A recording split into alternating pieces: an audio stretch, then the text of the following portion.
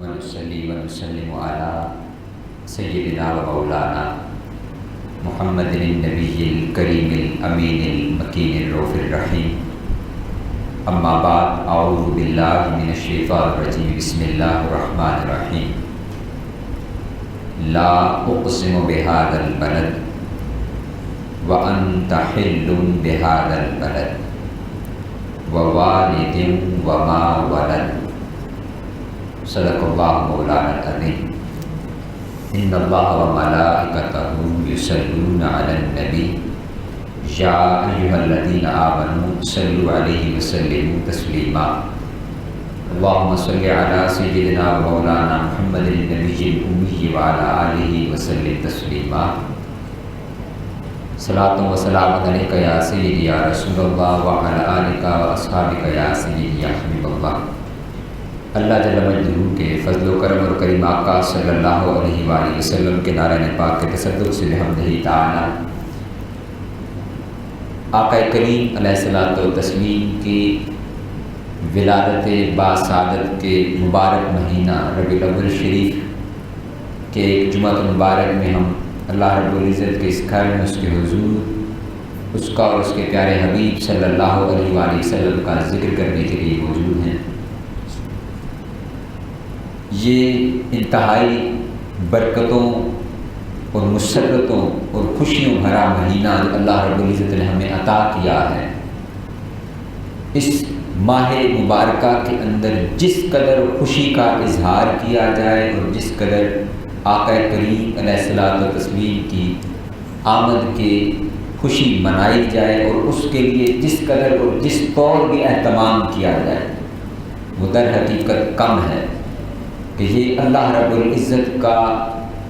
ایک ایسا عظیم احسان ہے جسے اللہ رب العزت نے خود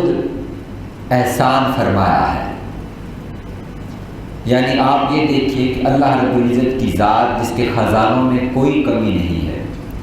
اس نے ہمیں جتنی نعمتیں عطا کی تو اپنی کسی نعمت کو اللہ رب العزت نے احسان نہیں گنوایا،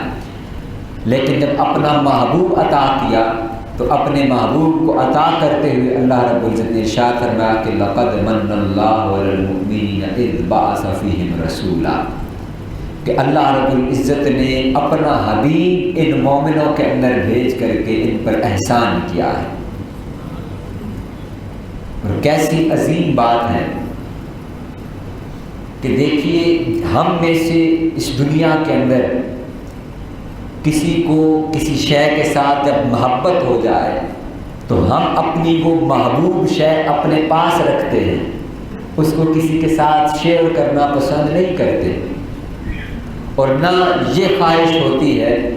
کہ اس کو دنیا کے ساتھ شیئر کیا جائے یا دنیا کے سامنے لایا جائے. اور اگر وہ محبت اور وہ عشق جس کو ہم عشق مجازی بھی کہتے ہیں، اگر وہ اس طرز کا ہو تو پھر یہ خواہش ہوتی ہے کہ کسی کو خبر بھی نہ ہو کہ یہ شخص دنیا کے اندر ہے بھی یا نہیں، کیونکہ ہم اس سے محبت کرتے ہیں. قربان جائیے کہ اللہ رب العزت نے وہ محبوب بنایا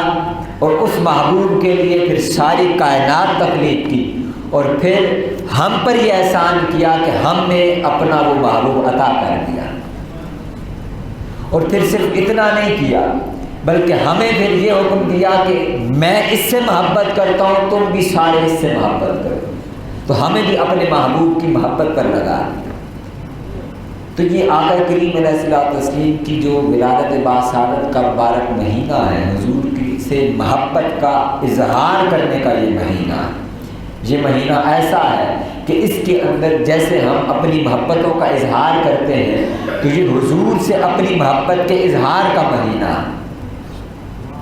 اس پر مسرت اور خوشی کا اظہار کرنے کا یہ مہینہ ہے.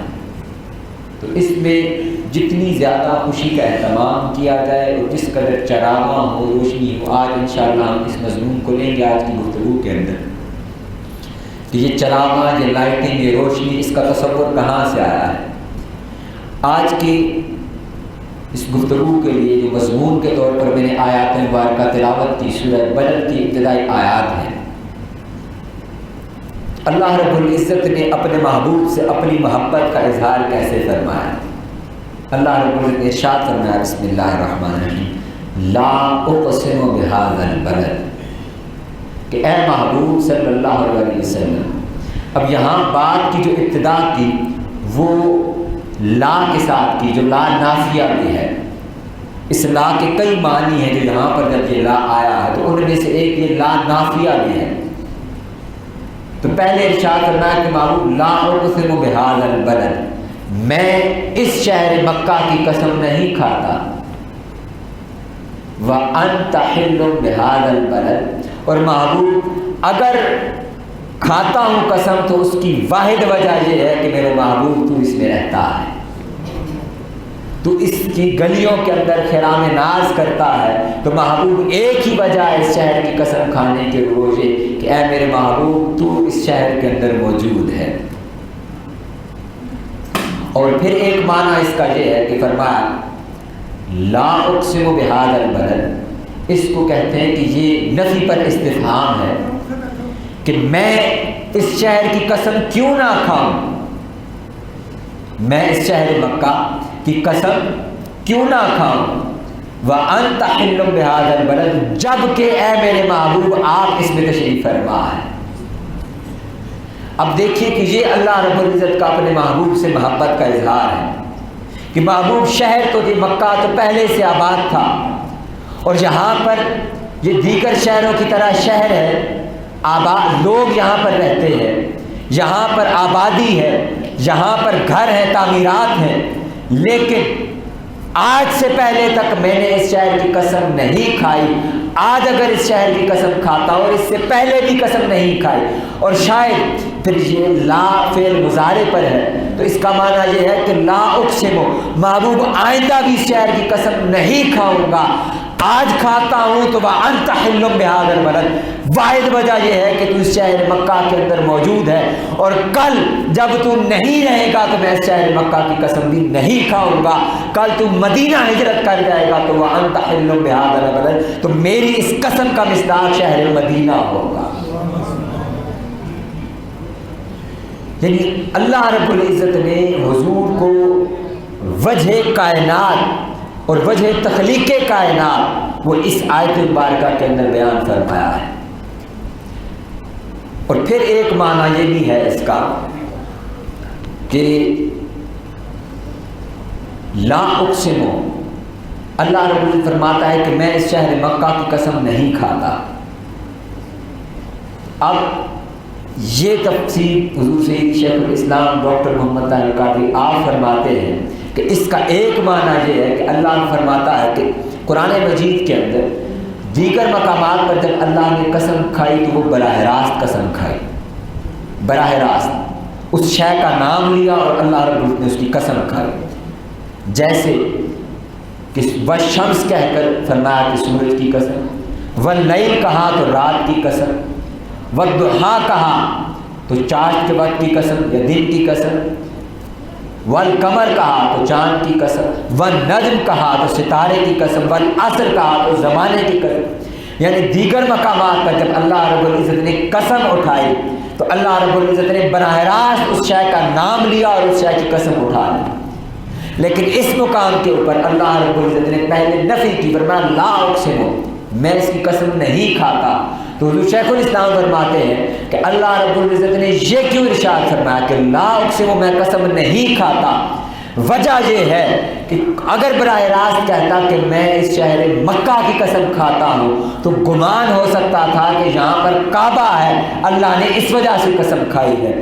کوئی کہتا کہ یہاں پر صفا و مروہ ہے، اللہ نے اس لیے قسم کھائی ہے۔ کوئی کہتا کہ اس شہر کو ابراہیم سے اسماعیل سے نسبت ہے، اللہ رب العزت نے اس لیے قسم کھائی ہے۔ کوئی کہتا کہ یہاں پر عرفات کا میدان ہے، اللہ رب العزت نے اس لیے قسم کھائی ہے۔ کوئی کہتا کہ یہاں پر منا کا میدان ہے، اللہ نے اس لیے قسم کھائی ہے۔ کوئی کہتا کہ یہاں پر آدم و حوا کا ملاپ ہوا تھا، اللہ نے اس وجہ سے قسم کھائی۔ فرمایا لا اقسم بہذا البلد، ان ساری وجوہات کی بنا پر میں اس شہر مکہ کی قسم نہیں کھاتا۔ وانت حل بہذا البلد، محبوب قسم کھانے کی فقط واحد وجہ یہ ہے کہ تو اس شہر کے اندر موجود ہے۔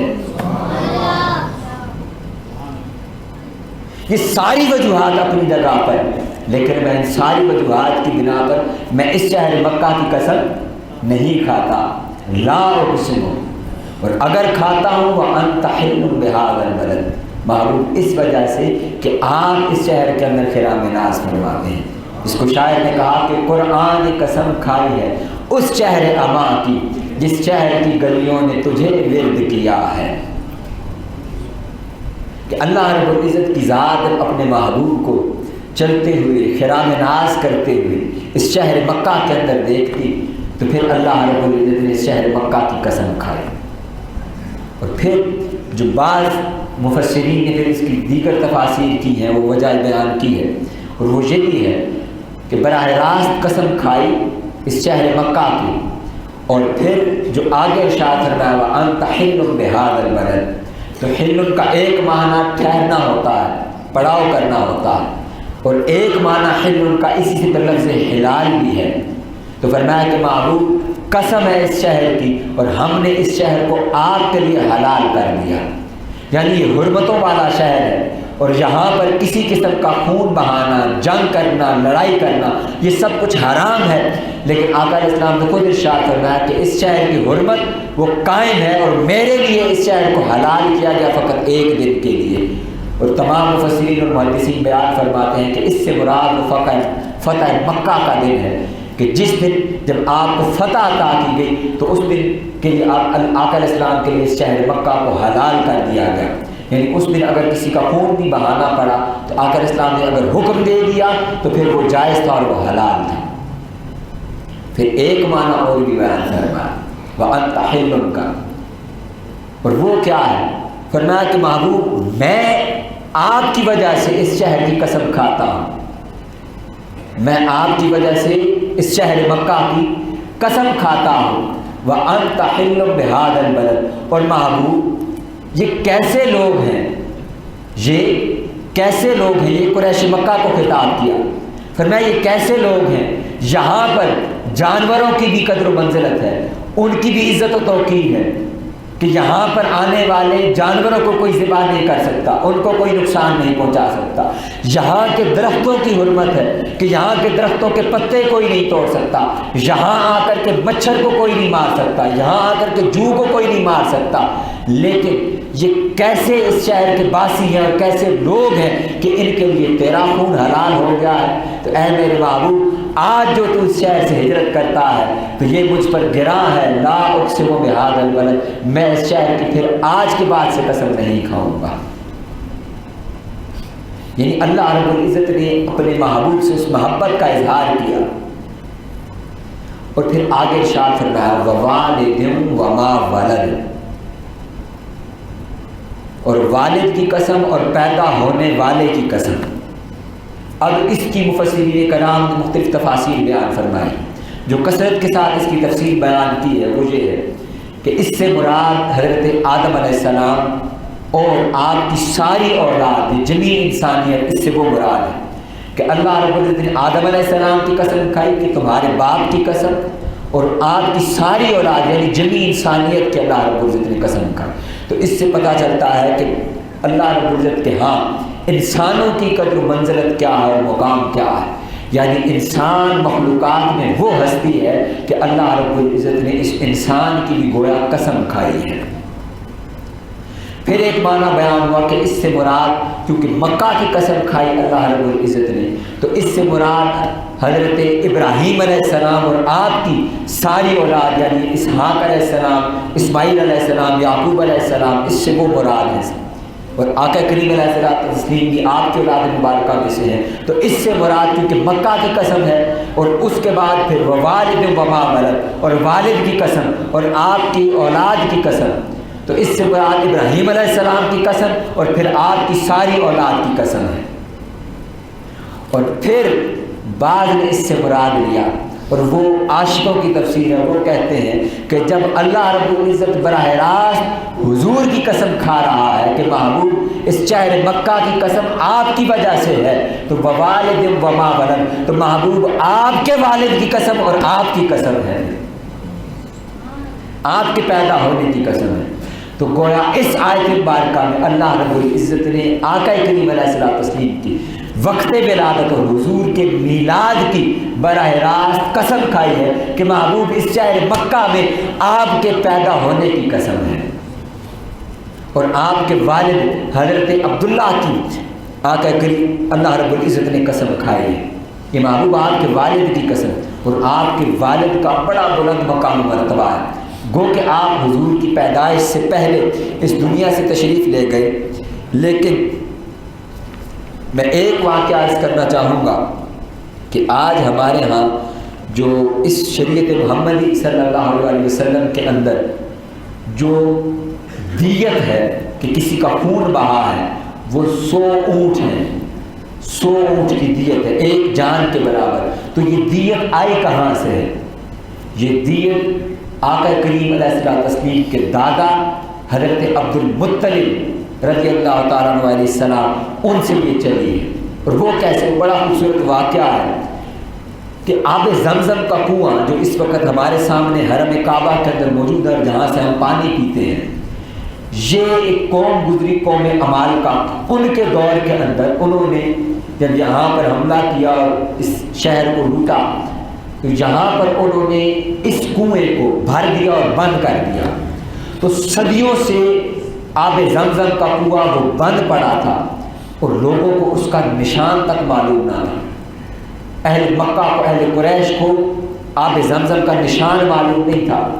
حضرت عبد المطلب آپ کا مزاج مبارک ایسا تھا کہ آپ توحیدی تھے، آپ بت پرست نہیں تھے، تو آپ ان لوگوں کو یہاں پر بتوں کی پوجا کرتے دیکھتے تو ایک بات اور عرض کرتا چلوں کہ آقا کریم علیہ الصلوۃ والتسلیم آپ بھی، حضور بھی تنہائی میں غار حرا کی طرف جایا کرتے تھے، تو آپ کے دادا حضرت عبد المطلب وہ حضور کی آمد سے پہلے وہ تنہائی کے اندر اللہ کی عبادت کرنے کے لیے غار حرا تشریف لے جایا کرتے تھے۔ انہوں نے منت مانگی اور دعا مانگی اللہ رب العزت کی حضور کہ اگر مجھے یہ آب زمزم کا کنواں مل گیا تو میں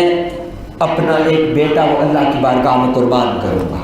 اللہ رب العزت نے آپ کو 12 بیٹے عطا کیے یا 10 بیٹے عطا کیے۔ آپ نے وہ دعا مانگی، وہ نظر مانگی۔ اب مکہ کے لوگ وہ آپ کی مخالفت پر اتر آئے، وہ کہتے تھے کہ یہ ناممکن کام ہے، ایسا ممکن ہو ہی نہیں سکتا کہ صدیوں پرانا وہ گم کنواں جو ہے وہ کہاں سے ڈھونڈ لیا جائے۔ لیکن آپ چونکہ آپ کا ذوق تھا، آپ مصر تھے اس بات کے اوپر، اور آپ کی پشت مبارک کے اندر نور محمدی صلی اللہ علیہ وسلم تھا، تو نور نبوت کا یہ فیض تھا حضرت عبد المطلب کے اندر کہ آپ کی نگاہ بصیرت وہ دیکھ رہی تھی۔ اللہ رب العزت نے خواب کے اندر آپ کو اس کی نشاندہی فرما دی۔ آپ نے اپنے بیٹوں کو ساتھ لگایا اور اس کی کھدائی شروع کر دی،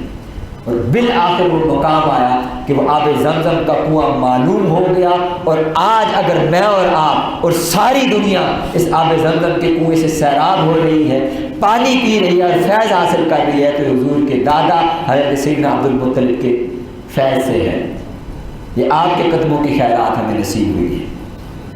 تو یہ قسم ہے ووالد وما ولد کہ حضور آپ کے والد کی قسم۔ اب اگلا واقعہ یہ ہے کہ اب آپ نے چونکہ نظر مانی تھی کہ میں اپنا بیٹا وہ اللہ کی راہ میں قربان کروں گا، ذبح کروں گا، آپ نے جب 10 بیٹوں کی قرآن اندازی کی تو ان میں سے جو قرہ نکلا وہ حضرت عبداللہ کا نکلا، اور آپ اپنے نور بصیرت سے دیکھ رہے تھے کہ میرا یہ بیٹا یہ خاص ہے، اس میں اللہ رب العزت نے نور محمدی صلی اللہ علیہ وسلم کو رکھا ہے۔ تو آپ نے فرمایا کہ نہیں، میں اس بیٹے کو قربان نہیں کر سکتا، اس کے بدلے میں 10 اونٹ قربان کروں گا۔ آپ نے 10 اونٹ بڑھا دیے، ایک طرف 10 اونٹ اور اب دوسری طرف دوبارہ قرہ نکالا۔ تو اس طرح کرتے کرتے 99 مرتبہ آپ نے قرہ نکالا تو وہ قرہ حضرت عبداللہ کا نکلا، اور یہاں سے آپ 10 اونٹ بڑھاتے چلے گئے، اور جب آخری دفعہ قرہ نکالا تو اب کی بات وہ قرہ اونٹوں کا نکل آیا، لہٰذا آپ نے حضرت عبداللہ کے عوض وہ 100 اونٹ ذبح کیے۔ یہ مقام ہے آقا علیہ السلام کے والد گرامی حضرت سیدنا عبداللہ رضی اللہ تعالی عنہ کا۔ کہ آپ کی پشت کے اندر چونکہ اللہ رب العزت نے نور محمدی نور رسالت رکھا تھا، تو آپ کا یہ بلند مقام ہے کہ آپ کے دادا بھی اپنی بصیرت سے وہ دیکھ رہے تھے۔ تو گویا آج اس شریعت محمدی کے اندر ہم جو دیت عطا کرتے ہیں، دیت دیتے ہیں خون بہا کے بدلے میں، اور کسی جان کے بدلے میں 100 اونٹ جو قیمت مقرر ہے، وہ گویا آقا علیہ السلام کے والد گرامی کے صدقے سے ہمیں ملی ہے۔ اب آئیے کہ میں کچھ واقعات عرض کرنا چاہتا ہوں کہ آقا کریم علیہ الصلوۃ والتسلیم کی جس ولادت مبارکہ کی قسم اللہ رب العزت کھا رہا ہے کہ محبوب آپ کی ولادت کی قسم، تو وہ ولادت کیا عام لوگوں کی طرح کی ولادت تھی یا وہ حضور کے شایع نشان کچھ تھا؟ گویا حضور جب دنیا میں تشریف لائے تو عام لوگوں کی طرح تشریف نہیں لائے۔ اللہ رب العزت نے جب اپنا محبوب اس دنیا کے اندر بھیجا تو محبوب کو بھیجتے ہوئے اہتمام بھی خاص فرمایا۔ حضرت سیدہ آمنہ سلام اللہ علیہ حضور کی والدہ ماجدہ بیان فرماتی ہیں، یہ ساری روایات حضور کی جو ولادت کے وقت کی ہیں وہ حضرت سیدہ آمنہ سلام اللہ علیہ سے مروی ہیں۔ آپ فرماتی ہیں کہ حضور جب آپ دنیا میں تشریف لا رہے تھے، آپ کی تشریف آوری کا وقت تھا، تو اللہ رب العزت نے اب یہ دیکھیے کہ ہم آج حضور سے محبت کا اظہار کرتے ہیں، گھروں کے اندر چراغاں کرتے ہیں، اہتمام کرتے ہیں، محافل کا اہتمام کرتے ہیں، محافل انعقاد کرتے ہیں، تو یہ جو سارا اہتمام کرتے ہیں تو کس لیے کرتے ہیں کہ حضور کی ولادت کی گھڑی آ رہی ہے، کہ حضور آ گئے ہیں۔ آئیے دیکھیے کہ اللہ رب العزت نے کیسے اہتمام فرمایا۔ آپ فرماتی ہیں کہ مجھ پر ایک روشن بادل عیاں ہو گیا، اور اس بادل میں سے گھوڑوں کے ہلہلانے کی اور پرندوں کے اڑنے کی آوازیں آ رہی تھیں، اور اس میں سے کچھ انسانوں کی آوازیں آ رہی تھیں، اور پھر اعلان ہوا کہ مشرق و مغرب اور سمندروں کی اس میرے محبوب محمد صلی اللہ علیہ وسلم کو مشرق و مغرب کی بھی سیر کراؤ، اور ان کو سمندروں کی بھی سیر کرواؤ، اور تمام کائنات میں ان کا حلیہ اور ان کی صفات کو پھیلا دو اور عام کر دو کہ تمام مخلوقات وہ ان کے نام کو بھی جان لیں اور ان کی صفات کو بھی جان لیں۔ کہ اللہ رب العزت اپنا محبوب دنیا میں بھیج رہا ہے، اور بھیجنے سے پہلے اللہ رب العزت نے اہتمام یہ کیا کہ تمام مخلوقات وہ آگاہ ہو جائیں کہ اب جو آ رہا ہے یہ کوئی اور نہیں ہے، یہ میرا محبوب اس دنیا میں آ رہا ہے۔ اور پھر آپ فرماتے ہیں کہ تمام جاندار جن و انس اور ملائک کے سامنے آقا علیہ السلام کے نامی گرامی حضور کی حلیہ مبارک کو پیش کیا جائے۔ اور پھر آپ نے ارشاد فرماتی ہیں کہ جب وہ بادل چھٹ گیا تو اس کے بعد میں نے دیکھا کہ تارے قریب آ گئے ہیں۔ اور پھر جب حضور کی ولادت مبارکہ ہوئی تو آپ فرماتی ہیں کہ آپ اس دنیا میں اس انداز میں تشریف لائے کہ میں نے جب آپ کی ولادت مبارکہ ہوئی تو میں نے دیکھا کہ ایک نور نکلا، اور وہ نور ایسا نکلا کہ اس سے حرم کی پست زمین وہ بھی روشن ہو گئی۔ آپ نے اگر حرم کعبہ کو دیکھا ہو، آج کے دور کے اندر وہاں پر بلڈنگز اور بڑی بڑی عمارات بن گئی ہیں، لیکن ابھی بھی اگر جائیں تو وہاں پر پیدل اونچائی کی طرف پہلے چڑھنا پڑتا ہے، اور اونچے جا کر جب آپ سے کعبہ کے اندر بھی داخل ہو رہے ہوتے ہیں تو آگے جا کر پھر نیچے اترنا پڑتا ہے۔ اور اس دور کے اگر آپ منظر کو ذہن میں لائیں تو یہ ایسے تھا کہ ارد گرد سارے پہاڑ ہیں اور کعبہ شریف وہ بالکل نیچے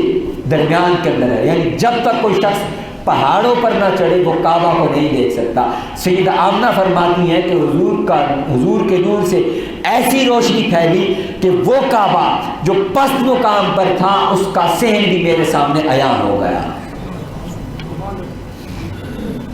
اور پھر آپ فرماتی ہیں کہ آقا علیہ السلام کی جب ولادت ہوئی تو ایران کے کسریٰ کے محلات وہاں پر 1000 سال سے آتش کدہ روشن تھا، اس کے اندر آگ جلائی جا رہی تھی۔ اس محل کے 14 کنگرے تھے، وہ 14 کے 14 کنگرے اس روز گر گئے، اور وہ آتش کدہ جو 1000 سال سے روشن تھا اس کی آگ بھی بجھ گئی جب آمنہ کا لال اس دنیا میں تشریف فرما ہوا۔ اور پھر فرمایا اب یہ سنیے، ذرا دل کے کانوں سے سنیے کہ ہمارے آقا مولا دنیا میں تشریف لائے تو کس انداز میں تشریف لائے۔ آپ فرماتے ہیں کہ آپ جب دنیا میں آئے تو آپ کا بدن مبارک وہ پاکیزہ صاف ستھرا تھا، اور آپ کا جسم اطہر وہ تیز کستوری کی خوشبو کی طرح تھا، اور آپ ختنہ شدہ نان بریدہ تھے، اور آپ کی آنکھیں وہ سرمگی تھی، اور دونوں شانوں کے درمیان وہ مہر نبوت وہ تابا تھی، وہ روشن تھی۔ آقا علیہ السلام اس انداز میں اس دنیا کے اندر تشریف فرما ہوئے۔ پھر فرماتے ہیں کہ جب آقا علیہ السلام اس دنیا میں تشریف فرما ہوئے تو شام اور بصرہ کے محلات سے آمنہ فرماتی ہیں کہ ایسا نور نکلا کہ گویا شام اور بصرہ کے محلات کو میں اپنی آنکھوں سے دیکھ رہی تھی، اس قدر روشنی ہو گئی۔ اور شام کے بازاروں میں چلنے والے اونٹوں کے کجاوے بھی مجھے نظر آ رہے تھے مکہ میں۔ یہ آقا علیہ السلام کا نور تھا جس کی وجہ سے اتنی روشنی اللہ رب العزت نے پوری دنیا کے اندر کر دی۔ اور پھر آپ فرماتے ہیں کہ جب آقا کریم اس دنیا میں تشریف لائے تو یہ جو شیاطین ہیں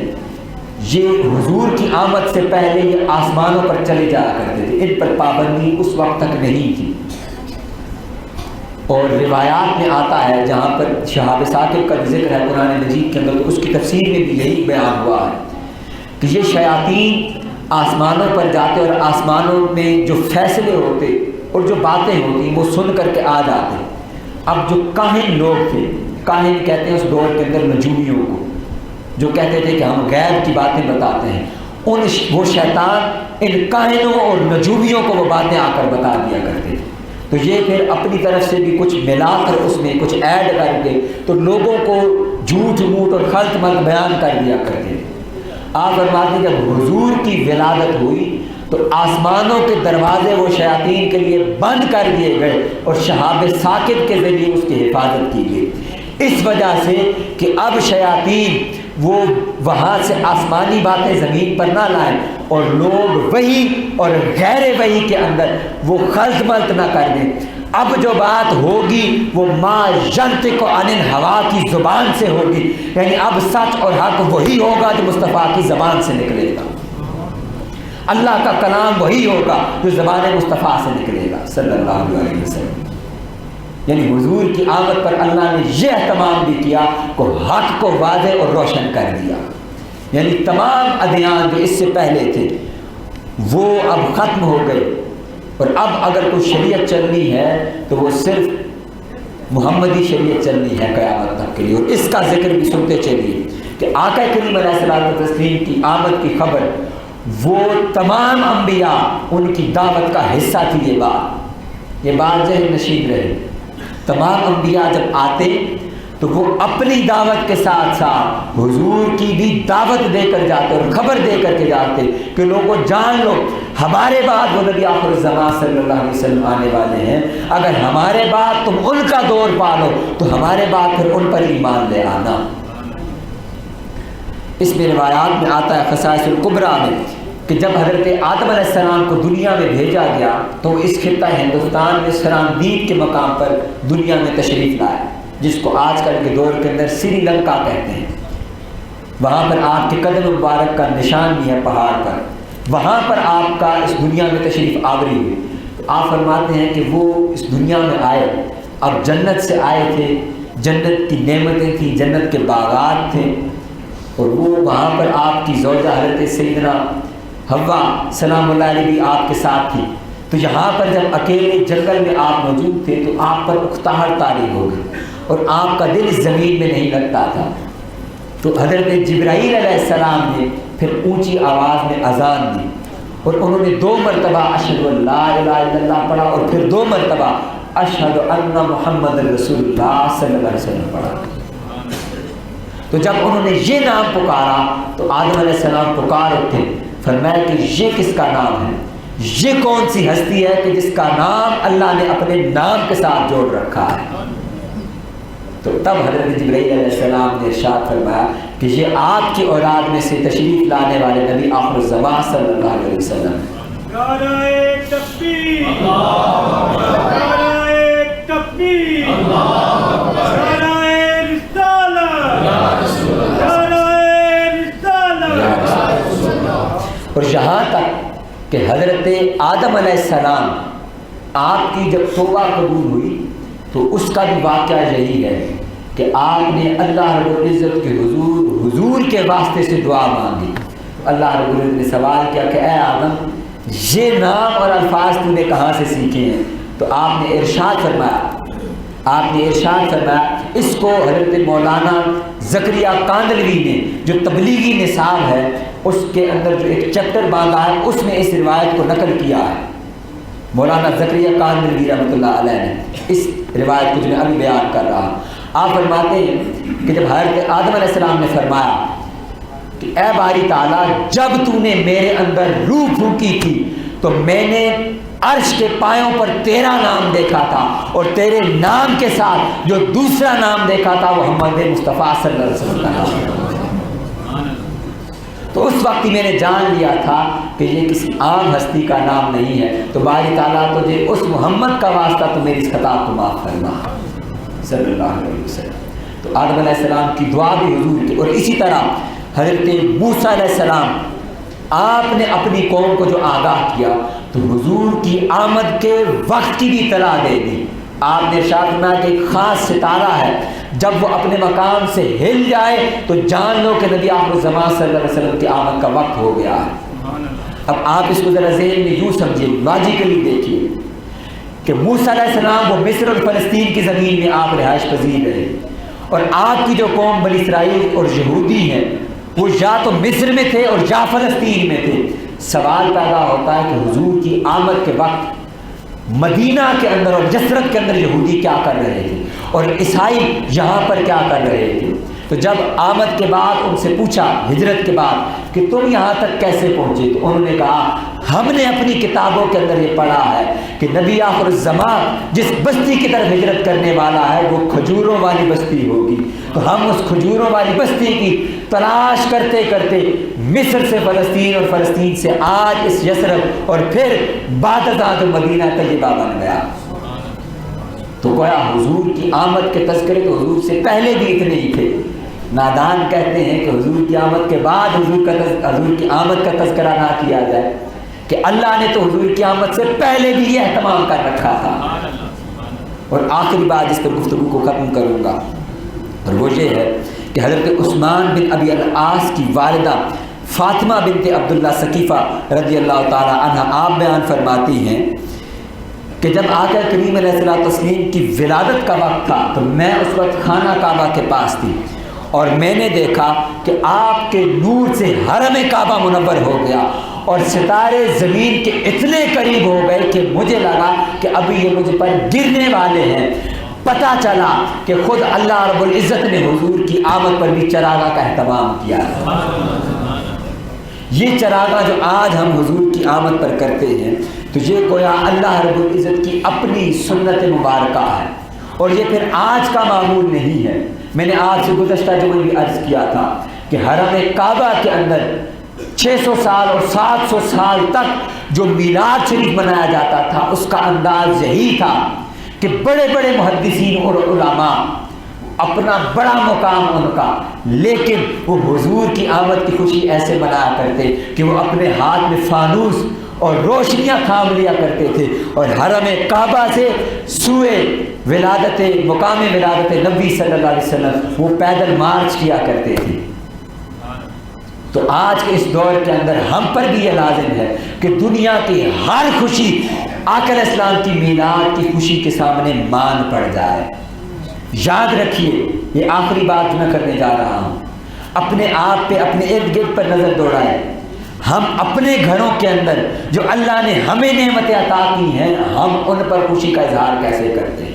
ہم اپنے بچوں کی ولادت ہو یا اپنے بچوں کی شادیاں کرنی ہو تو ان پر خوشی کا اظہار کیسے کرتے ہیں؟ ہم پر حضور کا قرض یہ ہے کہ حضور کی آمد کی خوشی وہ ہر خوشی سے بڑھ کر منائی جائے، اور حضور کے اس مہینہ کے اندر جس قدر اپنے اہل و عیال پر ہو سکے آپ خرچ کریں۔ اس 12 ربیع الاول کے دن اپنے گھروں کے اندر اہتمام کریں، اپنی اولاد کو نئے کپڑے پہنائیں، ان کو خوشبو لگائیں۔ یہ اپنی نسلوں کے اندر حضور کی محبت کو منتقل کرنے کا ذریعہ ہے کہ حضور کی ولادت مبارکہ کی خوشی کو منایا جائے، اور ایسا منایا جائے کہ چہار داغ عالم کے اندر یہ پتہ چل جانا چاہیے کہ آج کے دن مسلمانوں کو اللہ رب العزت نے کس نعمت عظمیٰ سے نوازا ہے۔ اللہ رب العزت سے دعا ہے کہ ہمیں آخر اسلام کی ولادت مبارکہ کی خوشی کو منانے کی توفیق عطا فرمائے۔ اللہ رب العزت سے دعا ہے کہ ہم پر اپنا فضل و احسان فرمائے۔ وما علیہ الا